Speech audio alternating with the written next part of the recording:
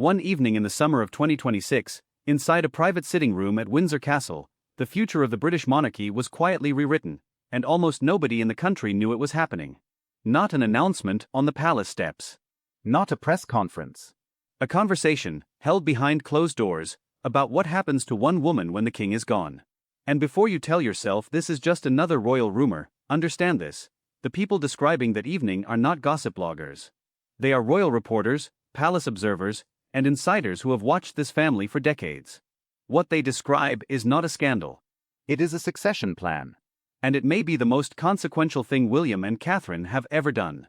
I'm British Crown Watch, and for years this channel has walked you through the rituals, the rules, and the quiet machinery that keeps the royal family running. The parts most channels never show you. Today we are going to look at the story being told about Camilla's future, why it is not the family feud it looks like on the surface, and why the answer changes how you will understand every royal event from here on. Here is the situation in plain terms. King Charles is 77 years old. In February of 2024, Buckingham Palace announced he had been diagnosed with cancer. He has continued working, continued appearing, continued carrying the crown with remarkable steadiness. But the question every royal household has to answer eventually is the one nobody wants to say out loud: what happens after? And for the last year, a very specific version of that question has been circulating. What happens to Camilla when Charles is gone? For most of her life as a royal, the answer seemed obvious. The Queen Mother model. When King George VI died in 1952, his widow became Queen Elizabeth the Queen Mother, moved into Clarence House and stayed there, with her own staff, her own diary, her own household, until she died in 2002. 50 years of a widowed queen remaining one of the most visible figures in the country. That is the template everyone assumed would apply to Camilla. She would keep her household, keep her patronages, keep her place in the machinery of the monarchy, and live out her years as a beloved senior royal. But according to a wave of reporting over the past year, that assumption is exactly what William and Catherine have been quietly dismantling. Reports describe a principle being drawn up for the next reign, a rule that when a king dies, the household built around his reign dies with it. No automatic second court for the widow. No inherited staff. No inherited offices. No assumption that a royal residence continues as a headquarters with her name on the letterhead. Camilla stays family. She keeps her dignity and her lawful standing. But the machine, the private secretaries, the press operation, the permanent staff, does not automatically carry on. Now, if that sounds cold, hold on. Because the people who have studied this closely say the rule is not aimed at Camilla at all. It is aimed at the structure itself. And the proof of that, the detail that makes this story genuinely surprising, is that the same rule reportedly applies to Catherine herself. If William dies before her, and their son George becomes king, Catherine is said to have accepted the same terms. No separate court around his mother. No inherited command over her husband's staff.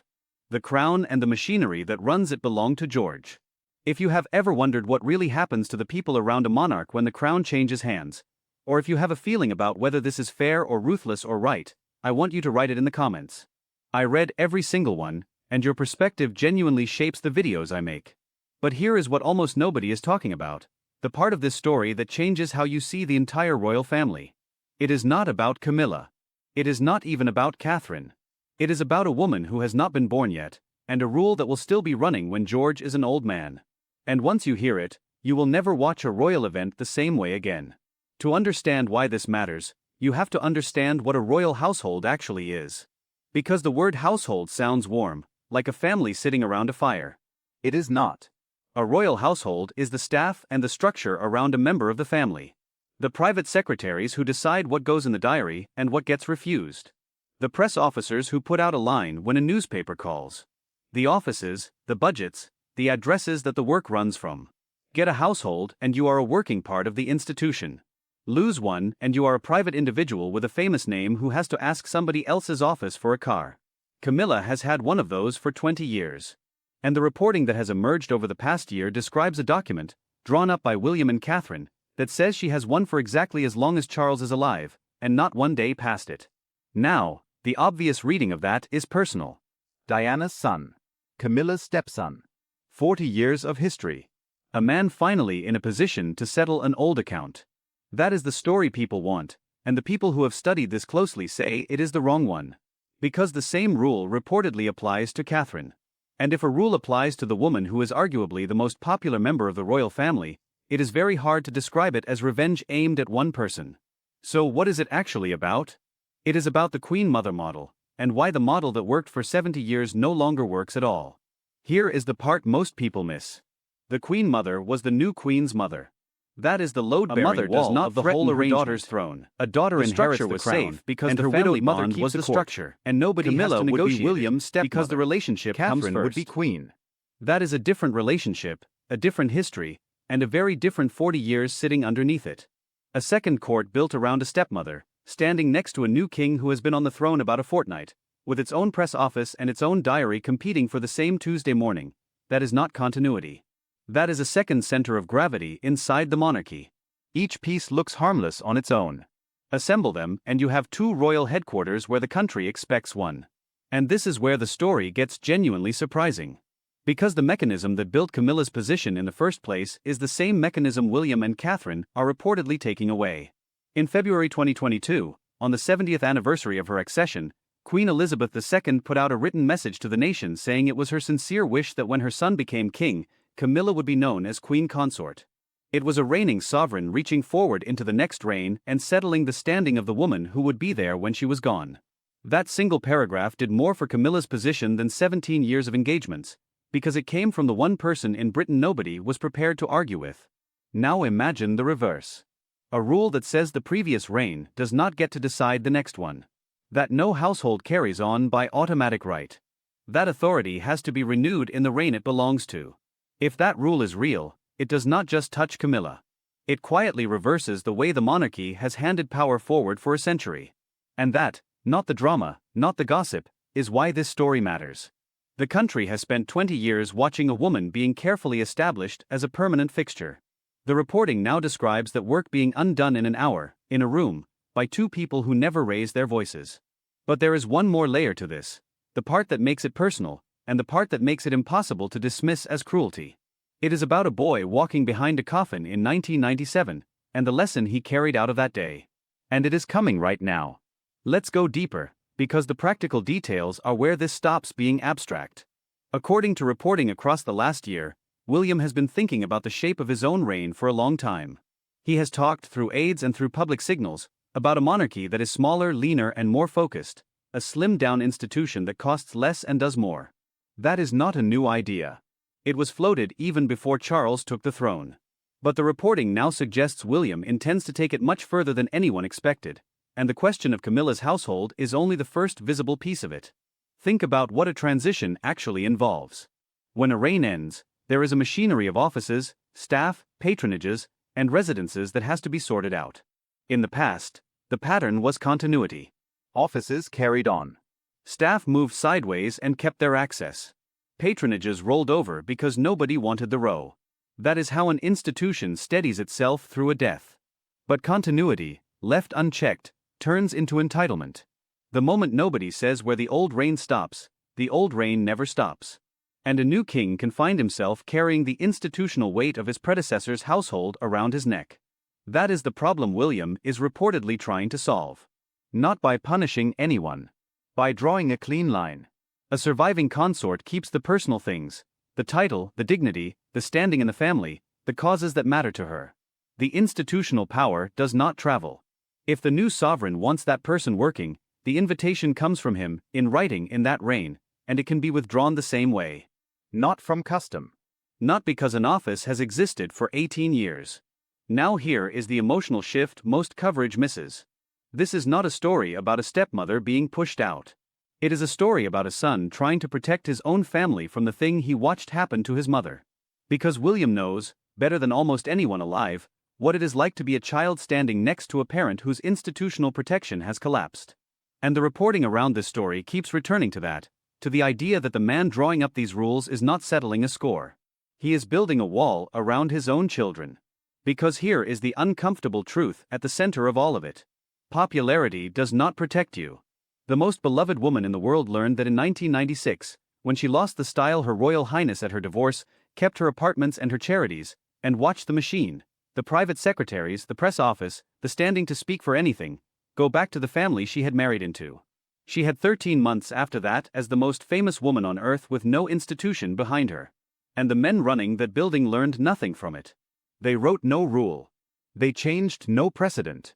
So the same question could land on the next woman in the same position, with the same absence of an answer. That is the gap William is reportedly trying to close. Not for Camilla. For his wife. For his son's wife. For a woman who has not been born yet. A rule that says no future queen will ever be left standing outside the structure, waiting to be invited in by somebody else's office. And that is when the story turns one more time, because there is a detail in the reporting that nobody seems to be According talking to the about. reporting, A detail before about William who was and Catherine consulted ever before sat any down of with this the was king, ever put on the paper. principle was taken And it privately changes to the one whole other picture. person. The Here Princess is the Royal detail Anne, that changes everything. William's aunt. A woman who has watched the machinery of that institution from closer than almost anyone alive, and who has never, in 50 years, given an interview that caused anyone a problem. And the question William reportedly wanted answered was simple: does ending the Queen Mother model weaken the institution? Her reported answer was short, and it kept the whole question on the crown rather than on any person in it. The next king has to be free to actually be king. Nothing more, nothing less. No speech about old grievances. No score settling dressed up as constitutional advice. Loyalty to a former queen can stay personal and warm and public without turning into a second chain of command. Respect survives. Influence survives. Automatic authority does not have to. That is the root cause of the whole story, and it is not Camilla. It is precedent itself. The monarchy runs on convention rather than rules, and convention is a polite word for whatever happened last time. The Queen Mother model worked in its own time. But a model is not a law. It is a habit. And a habit becomes a standing instruction the moment nobody questions it. The principle William and Catherine are reportedly building is designed to stop history from operating as a standing instruction. Not to erase anyone's history. To make sure no future reign is held hostage by the arrangements of a previous one. If this is landing for you, if you are starting to see this story differently than the headlines framed it, then I want to ask you for something small. If this video has helped you understand the royal family a little better, please like it and share it with a friend or family member who loves royal coverage too. Because this is the kind of context that makes everything else make sense, and they deserve to have it. Now, here is where the story gets genuinely strange, and it is the strangest part of the whole thing. Because the reporting describes the same principle being applied not just to Camilla, not just to Catherine, but to people who do not exist yet. The future spouse of George is reportedly covered by it. Charlotte is covered, for the day the crown ever comes to her. A person who has no idea the terms of their own widowhood were written at Windsor in 2026. That is not a private arrangement for one transition. That is a succession rule. A reign ends, and the institutional household ends with it, every time for everybody. The next sovereign can invite a former consort to carry on, to keep patronages, to appear at the great set pieces. None of it continues because it existed the day before. Authority has to be renewed in the reign it belongs to. And that is the twist that reframes everything. This was never a story about one woman. It is a story about the monarchy deciding, once and for all, that the crown belongs to the sovereign, and only to the sovereign. Everything else is borrowed, and borrowing ends. But there is one more layer, and it is the most personal one of all. Because to understand why William would build this rule, you have to understand what he carried out of September 1997. And that is where this story stops being about palaces entirely. There is a photograph most of you have seen. Two boys walking behind their mother's coffin in September 1997, down the mall, with 1 million people on the pavement watching them do it. Everybody looks at the boys. But look at what was around them. By then, Diana had already been through the version of this that nobody writes rules about. She had lost the style Her Royal Highness. She had kept her apartments and the charities that would have her. But the machine, the private secretaries, the press office, the standing to speak for anything, had gone back to the family she had married into. And the two boys walking behind that coffin had watched all of it. William was 15. He has spoken about that walk exactly once, in the film he and his brother made for the 20th anniversary. And what he described was the noise, and not being allowed to show anything of his own. A boy who carries that out of his childhood does not go looking for a fight with his father's wife in his 50s. He absorbs an enormous amount rather than hand the papers that war. And that is why the reporting around this story rings true to the people who know him best. This is not the act of a man settling an account.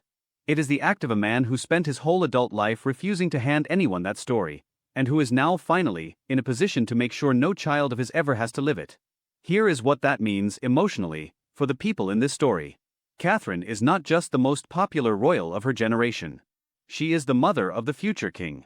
And the reporting describes her as the one who pushed the principle to its hardest point, the one who reportedly insisted that the rule must apply to her too. If William dies before her, and George becomes king, she does not want a court built around herself. No separate household standing next to her son's reign. No independent office because the public happens to be fond of her. The crown and the machinery that runs it belong to George. Sit with that for a moment, because it is a genuinely radical thing for a woman in her position to accept. Popularity is the most valuable currency a royal can hold. And she is reportedly agreeing that popularity will not exempt her, that 25 years beside a king will not buy her a second court next to her son. Why would anyone do that? Because she has seen what happens when a mother's authority sits on top of a child's throne. It was never Because she about has watched Camilla. The alternative. It was about a mother And because deciding she would that her rather her son should son never have to inherit her crown authority than a as well as complicated his one. father's crown. That is the emotional And once you core see it of that this whole way, story, the the entire story flips. The person at the center of it is not the woman being asked to step back. It is the woman who stepped back first, voluntarily in advance on paper. But there is one final piece, the part that answers the question everyone is really asking, which is whether this will actually hold. Whether a future king could simply tear it up. And the answer, according to the reporting, is the most quietly powerful thing in the entire document. So here is the final piece, and it is the reason this story matters more than any single headline about Camilla. The reporting says the document is built to establish one expectation, that no previous household holds an automatic claim on the next one. And that means a future sovereign can always shape the household of his own reign. A king can include a former queen because he chooses to, genuinely, warmly, publicly. What he cannot do is be forced to include her because precedent obliges him to. That is the difference between respect and obligation. And it is the entire point. Think about what that actually means for the monarchy's future. For 70 years, this institution has carried the memory of the Queen Mother as proof that a widowed queen stays one of the most visible figures in the country long after her husband's reign is over. Clarence House is part of that memory, and so is the assumption that the machine carries people forward because it has always carried people forward. What William and Catherine are reportedly building is the end of that assumption. Not the end of respect. Not the end of family. The end of the idea that the machinery of one reign automatically becomes the machinery of the next. And here is the hope buried inside it. Camilla stays Charles's widow, and part of the family. She keeps the causes that matter to her, and appears wherever the king chooses to include her. And most royal observers expect a King William to include her far more often than the internet thinks, because he does not do public cruelty, and never has. She does not carry the structure of Charles's reign into his. But she is not erased. She is not humiliated. She is simply no longer automatic. That is a quieter loss than losing a title, and a much harder one to argue against, because nobody is taking anything. They are declining to promise. And Catherine has reportedly written herself into the same future. Which is the single strongest insight of this entire story. The monarchy will survive this, not because it held on to everything, but because it learned to let go. One reign, one sovereign, one household. A crown that belongs to the person wearing it, and to no one else. That is the rule that will still be running when George is an old man. And that is why this is not the end of the royal family. It is the beginning of the version of it that can last. I'm British Crown Watch, and this is what I love about the rituals of this family. They are never just about the people in the frame. They are about the rules underneath, the ones nobody says out loud, the ones that decide who stands at the center and who stands at the edge. If you have watched this far, you are the kind of viewer who wants to understand the machinery, not just the headlines. And if you want me to keep bringing you stories like this, stories that show you the real structure behind the royal events you see on the news, then please subscribe to the channel and make sure you press the bell icon, so you never miss the next one. Because the royal family is changing faster than the headlines can keep up with, and I will be here, walking you through every step of it.